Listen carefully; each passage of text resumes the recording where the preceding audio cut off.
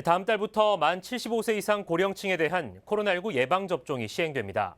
초등학교 1, 2학년 교사와 경찰관, 소방관 등 사회 필수 인력도 2분기 안에 접종할 수 있는데요. 취재기자 연결해 보겠습니다. 박선화 기자. 네, 보도국입니다. 정부가 2분기 접종 시행 계획을 발표했습니다. 대상은 어떻게 됩니까? 네, 우선 대상자는 1946년 12월 31일 이전 출생한 만 75세 이상 고령층입니다. 이분들은 4월 첫째 주부터 지역 예방접종센터에서 화이자 백신을 접종받게 되는데요.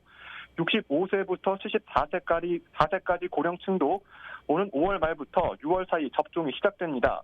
동네 의원 또는 위탁 의료기관을 찾아 아스트라제네카 백신을 맞을 수 있습니다. 이 밖에도 심장투석 환자와 같은 만성 질환자, 초등학교 1, 2학년 교사와 경찰, 군인과 소방관 등도 사회 필수 인력 역시 오는 2분기 안에 접종할 수 있습니다.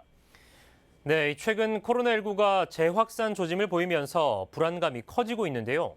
정부의 대응책으론 무엇이 있습니까?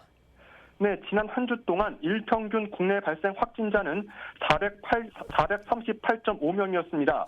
일평균 확진자가 200명대로 넘어 올라선 지난해 11월 중순 이후 8주 이상 확진자 감소세가 정체 국면을 보이고 있는데요.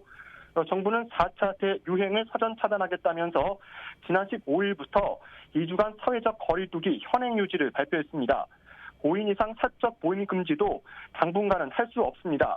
또한 수도권에서 특별 대책 기간을 선포해 16일부터 2주간 특별 방역을 펼칩니다. 정부 목표는 2주간 방역 대응에 집중해 하루 국내 발생 확진자를 200명대로 줄이는 것입니다. 네, 이 확진자 감소 상황이 정체 국면으로 접어들었는데요. 끝으로 확진자 상황 전해주시죠.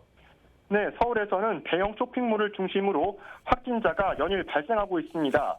추위가 물러가고 봄이 찾아오면서 봄철 나들이 영향으로 확진자 발생이 늘어나고 있는 양상인데요. 16일 오전 0시 기준 전국 코로나19 신규 확진자는 어제보다 363명이 늘었습니다. 모두 96,380명으로 집계됐는데요. 서울의 경우 어제보다 79명 늘어 3140명으로 집계됐습니다. 경기도는 148명이 추가 확진돼 누적 확진자 수는 26,305명이었습니다. 지금까지 보도국에서 전해드렸습니다. 네, 박선화 기자 잘 들었습니다. 지금까지 코로나19 관련 소식 살펴봤습니다.